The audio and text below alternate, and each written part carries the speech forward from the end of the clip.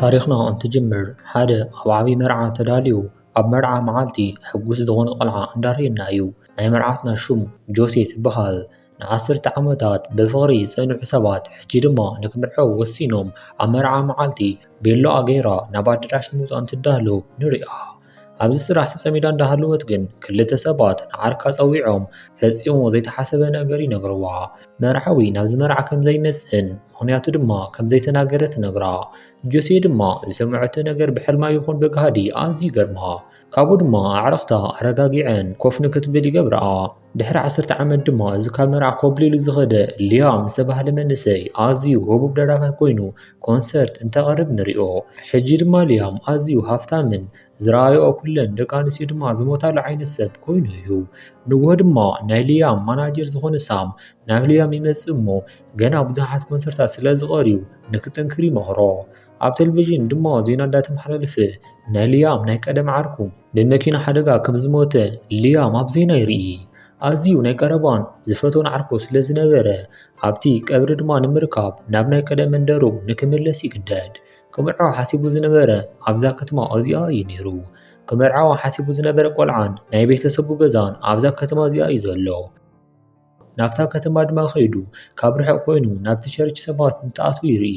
ኣዝዩ ብዙሓት ጌጋታት ስለ ዝሰርሐ ግን ናብ ውሽጢ እንተኣትዩ ስለ ዝፈልጥዎ ደቢርዎ ሓፊሩ ኣብቲ ናይ ቸርች በሪ ከይዱ ኮፍ ይብል። ኮፍ ኢሉ እንዳሃለወ ግን ገዲፍዋ ዝኸደ መርዓቱ ምስ ጓላ እንዳቸኮለት ናብቲ ቸርች እንዳኣተወት ይረኽባ።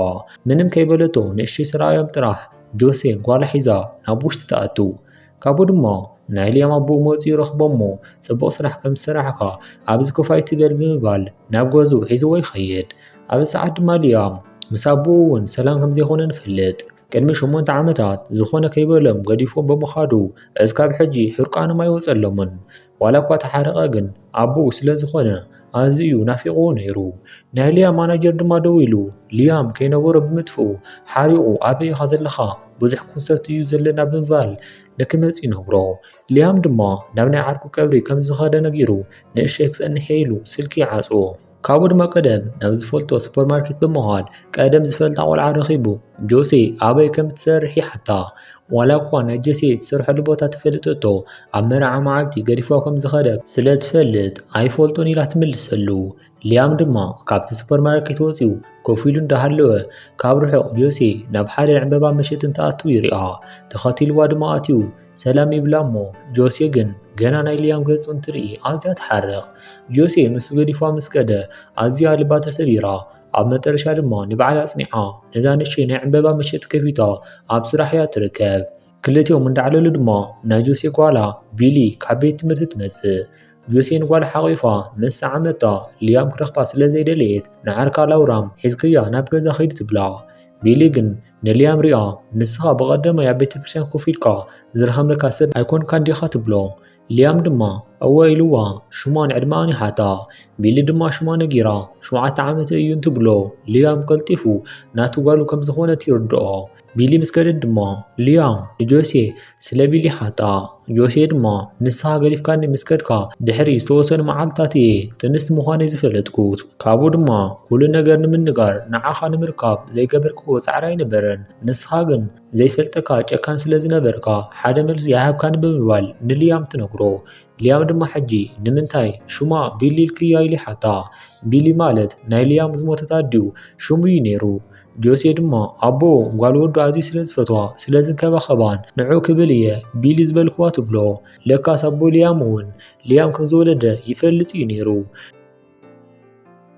ሊያም ድማ በዚ ሓሪቑ ናብ ኣቦ ብምኻድ ጆሴ ካባየ ከም ዝወለደት ጓል ከም ዘለትኒ ንምንታይ ዘይነገርካኒ ንምንታይ እንዳፈለጥካ ሱቕ ትብል ኢሉ ኣዝዩ ይሓርቕ። ንዑ ድማ ክነግረካ ኣብ ናይ መጀመርያ ኮንሰርትኻ እንትመጽእ ብጋርድታት ካውፂኻኒ ካባኻ ገዲዱ ድማ ንዓየ ትዛረበና ኣለኻ ብምባል ይዛረቦ።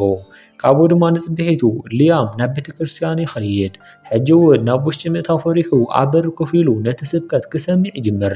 ኣብቲ ስብከት ድማ ስለ ይቕሬታን ዝኾነ ሰብ ክንዲ ዝበደለ ይበድል ፈጣሪ መዓልታዊ ንዓና ይቕሬታ ስለ ዝብለና ንሕና እውን ይቕሬታ ኢና ክንብል ዘለና ዝብል ስብከት እዩ ነይሩ። እቲ ስብከት ድማ ተወዲኡ ኩሎም ሰባት እንትወፁ ሊያም ድማ ብተጋሩ ዘቀየሙ ሰባት ንኩሎም ይቕሬታ ይሓቶም። ንጆሴ ድማ የቕሬታ ክሓታን ትብል የቕሬታ ክትቕበሎ ስለ ዘይደለየት ንከይሓታ ብኻሊእ በሪ ትወፅእ። ድሕሪ ሰዓት ድማ ናብ ድንኳና ብምኻድ ዕንበባ ገዚኡ ዘብፅሕኩልኪ ነገር ይፈልጥ እየ ገጽ ክውን ደው ዘብል ኣይነበረን የቕሬታ ግበርለ ኢለ ንከገድደክ እውን ሞራል የብለይን ግን ድማ በይዛኪ ንጓለይ ንክሪኣ ፍቐድለይ ብምባል ይልምና። ጆሴ ድማ እሺ ክሓትበሉ ኢላ ትምልሰሉ። ካብኡ ድማ ጆሴ ምስ ጓላ ቢሊ ኮፍ ኢለን ምግቢ እንዳበልዓ እንዳሃለዋ ጆሴ ስለ ኣቦኣ እንትዕልላ ቢሊ እስካብ ሕጂ ስለ ኣቦይ እንተሓተኪ ክትነግርኒ ኣይትደሊ ነርኪ ሕጂ ግን ንምንታይ ትነግርኒ ብምባል ትግረም። ቀፂላ ድማ እቲ ኣብ ቤተ ክርስቲያንን ኣብ ድንኳንን ዝረኣኽዎ ሰብኣይ ድማ ገና ምስ ረኣይኽዎ ኣቦይ ከም ዝኾነ ፈሊጠ እየ ኣዝዩ ደስ በሃሊ ሰብ ይመስል ድራር ጋብዝዮ እሞ ብደንቢ ክንላለ ትብላ። ሊያም ድማ ንጓሉ ንክፋለጣ ድራር ገብዣ ይፅዋዕ።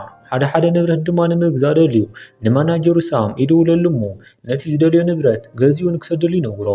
ካብኡ ድማ ኣዝዩ ብዘገርም ነገር ጓል ከም ዘላቱ ድማ ይነግሮ። ካብኡ ድማ ምሸት ኣብ ድራር ንቢሊ ዓብይ ባምቡላ ንጆሴ ድማ ክቡር ሃብል ገዚኡለን ይኸይድ። ግን ድማ ክልቲአን ነቲ ህያብ ኣይፈትውኦን። ቢሊ ከመይ ዓይነት ባምቡላ ኢኻ ገዚእካለይ እንትብሎ ኣዲኣ ድማ ስርዓት ይሃለውኪ ንዓብይ ሰብ ከምዚ ኣይተናግሪ ትብላ። ቢሊ ግን ኣይትርእዮን ዲኺ ዘለኺ ዘምፃለይ ባምቡላ ብምባል ትኹሪ። ሊያም ድማ ብናይ ጓሉ ነገር ኣዝዩ ይሕጎስ። ገዛና ድማ ክጎብነካ ኢላ ንኣቦኣ ሒዛቶ ትኸይድ። ካብኡ ድማ መፃወቲያ እንዳረኣየቶ ኣዲኣ ድማ ናቱ ሙዚቃ ኩሉ ግዜ ከም እትሰምዖን ኣዝያ ድማ ከም እትፈትዎም እንትነግሮ እሞ ፅባሕ ድማ ንስኻ ኢኻ ካብ ቤት ትምህርቲ ተምፅኣኒ መፂኻ ክትወስደኒ ዝደሊ ትብሎ እሞ ንሱ ድማ ንኣዴኻ ፍቅድያ ይብላ እሞ ንኣዲኣ ድማ ትእምና። ንፅቢሒቱ ድማ ጆሴን ሊያምን ንቢሊ ከምፅዋ ናብ ቤት ትምህርቲ ይኸዱ። ጆሴ ድማ ስልክ ተደዊልዋ ክትኸይድ ስለ ዝነበራ ጓለይ ሓደራ ኢላ ትኸይድ። ኣንሕና ድማ ነዛ ቪድዮ እዚኣ ክንሰርሓ ብዙሕ ኢና ደኺምና እሞ ናይ ድኻምና መቑሽሽ ድማ ላይክ ግበሩልና። ሳብስክራይብ ዘይገበርኩም ትርእዩ ድማ ሳብስክራይብ ብምግባር ቤተሰብ ኩኑ። ሰናይ ናይ ምዝንጋዕ መደብ። ቢሊ ድማ ካብ ቤት ትምህርቲ ትወፅእ እሞ ሊያም ድማ ናብ ናይ ኣቦኡ ገዛ ሒዝዋ ይኸይድ። ካብኡ ድማ ምግቢ ሂባ እሞ ምስ በልዐት ድማ ኣይስክሬም እንዳበልዑ ጊታሩ ኣውፂኡ ይፃወተላ። ንሳ ድማ መን እዩ ጊታር ዘምሃረካ ኢላ እንትሓቶ ሊያም ድማ ወላዲተ እያ ዘምሃረትኒ ኢሉ ይምልሰላ። ኣብ ሰዓት ድማ ናይ ሊያም ኣቦኡ ቡን ከፍልሕ ኢዱ ተቓፂሉ ሊያም ድማ ንኣቦኡ ክሪኢ እንትትስእ ቢሊ ድማ ነቲ ጊታር ኣልዒላ ክትፃወት ትጅምር። ኣቦን ወድን ድማ ብናይ ቢሊ ክእለት ኣዝዮም ይማርኹ። ተምሃሪ ዲኺ ኢሎም እንትሓትዋ ጊታር ዝበሃል እውን ሕጂ ንፈለማ ግዜ ከም ዝሓዘት ትነግሮ። ለካስ ናይ ኣቦኣ ናይ ሙዚቃ ክእለት ናብኣ እውን ተዛሚዱ እዩ ዘሎ። ካብኡ ድማ ሊያም ፅባሕ ሓዱሽ ጊታር ገዚአልኪ ክመፅእ እየ ኢሉ ቃል ይኣትወላ። ኣብ ዘቕፅም መዓልቲ ድማ ሊያም ከም ዝበሎ ጊታር የምፅአላ እሞ ሓቢሮም ክፃወቱ ይጅምሩ። ካብኡ ድማ ናይ ኣቦን ጓል ርክብ ኣዝዩ እንዳወሰኸ ይመፅእ። ምስ ጓሉ ጥራሕ ግን ከይኮነስ ምስ ቤተሰቡ ጆሴ ዘለዎ ርክብ እውን እንዳፀበቐ ይመፅእ። ኣቦኡ ዘበላሸው ናይ ቡን መፍልሒ እውን ብሓድሽ ይቕይሮ። ናይቲ ከባቢ ተኽልታት ድማ ብደንቢ ተንከባኺቡ ነቲ ከባቢ የማዕርጉ። ምሸት ድማ ኣቦን ጓልን እንትዕልሉ ንምንታይ ኢኻ ኣብ መርዓ መዓልቲ ንወላዲተይ ገዲፍካያ ፀፋኻ ትብሎ። ሊያም ድማ ኣብቲ ሽዑ እዋን ቆልዓን ኣዝየ ደደብ ስለ ዝነበርኩ እዩ ክእለተይ ርዮም ዓበይቲ ትካላት እንትፅውዕኒ ከይተደራደርኩ ከይደ ይብላ። ቢሊ ድማ ንኣደይኩ ሒዝካያ ክትኸድ ትኽእል ነርካ ኢኻ እንትብሎ ንሱ ዘይምግባረይ ናይ ኩሉ ግዜ ጣዓሳ እዩ ኢሉ ይምልሰላ። ኣቦኣን ጆሴን ኣብ ደገ ኮይኖም ቢሊን ሊያምን ዘዕልልዎ እንዳሰምዑ እዮም ነይሮም። ጆሴ ድማ እስካብ ሕጂ ሊያም ከም ዝፈትዋ ትርዳእ። ቢሊ ድማ ንፈልማ ግዜ ሕጂ ንሊያም ኣቦይ ኢላ ትፅውዖ። ሊያም ድማ ናብ ደገ ወፂኡ ምስ ጆሴ እንዳዕለለ ጓልና እኮ ኣቦይ ኢላ ፀዊዓትኒ ኢሉ ይነግራ። ጆሴ ድማ ንባዕልኻ ልዕል ዝበለ ሓላፍነት ኣዳሉ ትብሎ። ካብኡ ድማ ሊያም ንጆሴ ናብ ገዛ ብመኪኑ ይስንያ። ኣብ መጨረሻ ድማ ጆሴ ህቡብ ደራፊ ዝኾነ ሊያም ኣማሓይሹ እንተኮይኑ ሓደ ግዜ ዕድል ክንቦ ይደልየ ኢላ ንቐዳም ተቆፃፂሮም ይፈላለዩ። ቀዳም ድማ በፂሑ ቢሊ ኣዲኣ ማዕሪጋ እንትርኢ ናበይ ትኸዲ ደሊኺ ትብላ። ካብኡ ድማ ኣዝያ ፅብቕቲ ዝኾነት መኪና መፅያ ንጆሴ ትወስዳ።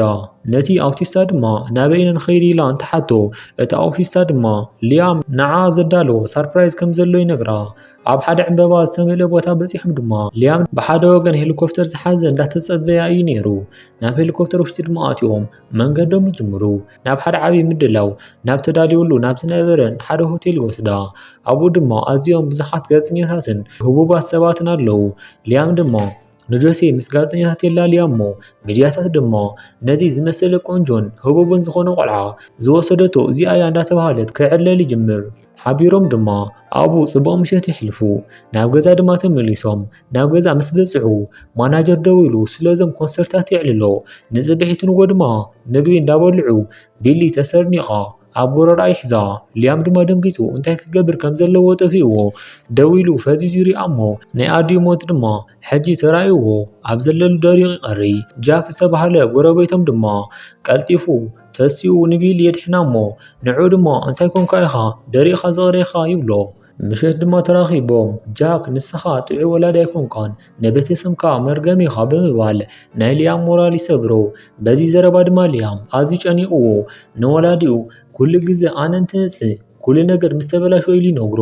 ንጽብሒቱ ድማ ኣቡኡ ካብ ድቃስ እንትስስእ ኣብቲ ናይ ቡን ማሽን ኣዝየ ካብ ልበይ እየ ዝፈትወኩም ግን ድማ ኣነ ኣብ ዘለኩሉ ቦታ ኩሉ ግዜ ፀገም ኣሎ ኢሉ ጽሒፉሉ ይኸይድ። እዚ ተግባሩ ድማ ዘይደረቐ ናይ ጆሴ ቁስሊ ደጊሙ ይጎዶ። ደጊማ ብዙሕ ተስፋ ሪኣ ዝነበረት ጆሴ ደጊማ ተሰቢራ ካብ ልባ ትበኪ። ሊያም ድማ ናብ ናይ ሙዚቃ ዓለሙ ተመሊሱ እንዳዘረ ኮንሰርቱ ምቕራብ ይቐጽል። ኮንሰርት ድማ ኣቕሪቡ ምስ ወድአ ናብ ናይ ግሊ ፕሌኖም ተመሊሶም ሊያም ናይ ጆሴን ጓልን ነገር ካብ ልቡ ኣይወፀልን ይብሎ። ሳም ድማ ኣይዞኻ ዝተፈጠረ ነገር ሓንሳብ ተፈጢሩ እዩ ብምባል የጸናንዖ። ሊያም ድማ ጓሉ ክስና ስለ ዘይደለየ ኣብኡ ኮፍ ኢሉ እንዳሃለወ ናብ ጓሉ ንምምላስ ይውስን። ካብ ፕሌኑ ድማ ወሪዱ ናብ ናቶም ከታ ዝወስድ ፕሌን ንምድያብ ይኸይድ። እስካብ እቲ መገሻ ሰዓት ዝኣክል ድማ ቅድሚ 8 ዓመት ጆሴ ብናይ ቀደም ስልኪ ዝለኣኸትሉ ናይ ድምፂ መልእኽትታት እንዳሰምዐ ክሓስብ ይጅምር። ን8 ዓመታት ድማ ነዞም መልእኽትታት እንዳሰምዐ እንታይ ክምልስ ከም ዘለዎ ስለ ዘይፈልጥ ክምልሰላ ከም ዘይኽኣል ሕጂ ግን ክምልስ ስለ ዝኽእል ኣብ ውሽጡ ዘሎ ነገር ኩሉ ሓደ እውን ከየቕረየ ይነግራ። ኩሉ ግዜ ንበዓሉ ዝረኣዩ ንዓቶም ሕማቕ ዕደል ሒዙ ከም ዝመፀ ናይ ጓል ዓይሊ እንትሪኦ ግን ካብ ሕጂ ንድሓር ብዘይካ ንሳቶም ክነብር ከም ዘይኽእል ከም ዝፈለጠ እንዳበኸየ ይርድኣ። ኣብ መጨረሻ ድማ እቲ በረራ በፂሑ ናብ ገዛ ይኸይድ። ኣብኡ እንተኳሕኳሕ ግን ዝኾነ ሰብ ኣብ ገዛ ኣይነበረን። ነቲ ዝቐድሖ ኩሉ ድማ ተስማዒሉ ኣብ በሪ ገዲፎላ ይኸይድ። ንግሆ እንትተስእ ግን ጆሴ ኣብ በሪ ገዝኡ እያ ዘላ። ንመጨረሻ ግዜ ከኣምነካ ካብዚ ገዲፍካና ትኸይድ ዲኻ እንትብሎ ንሱ ድማ ኣብ ዝኾነ እዋን ገዲፍዎን ከም ዘይኸይድ ነጊሩ እንዳተሓፋፉቕና ረኣና ታሪኽና ኣብዚ ትውዳእ። ፊልምና እንተፈቲኹም ላይክ ግበርዋ። ነዚ ቻናል ሓደሽቲ ዝኾንኩም ድማ ሳብስክራይብ ምግባርኩም ኣይትረስዑ። ሰላምን ረህዋን ንህዝብና ፀፅበኡ ንዓኹም ሰብስክራይብ ድማ ንዓና